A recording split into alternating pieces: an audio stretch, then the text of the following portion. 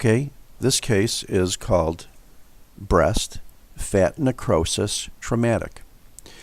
And in this slide, I think you can recognize the fact that much of it, or at least some of it, still looks like relatively normal fat.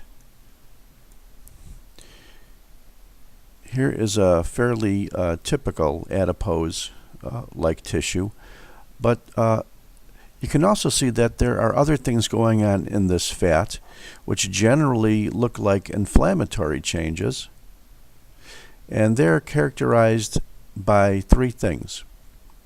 First, you could see general inflammatory cell infiltrates within the fat. Secondly, you see an abundance of giant cells, the typical multinucleate giant cells, very much looking like foreign body granuloma cells, because that's exactly what they are. And the third feature of fat necrosis, which we should have no trouble finding fairly soon,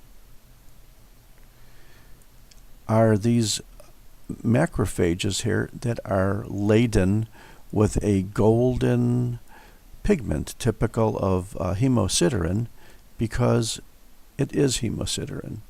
So this is a classical appearance for fat necrosis, in which you see foreign body granulomas, giant cells, and hemosiderin within macrophages.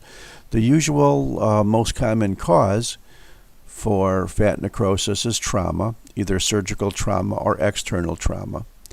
And the basic pathophysiologic process is that trauma to fat tissue sets up changes which the body reacts to by creating foreign body granulomas to eat up all the ruptured fat tissue.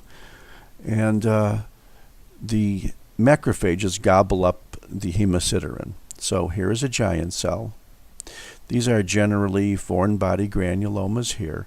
You can see a variety of inflammatory cells, chiefly macrophages and lymphocytes, but I'm sure you could find a neutrophil, which this probably is.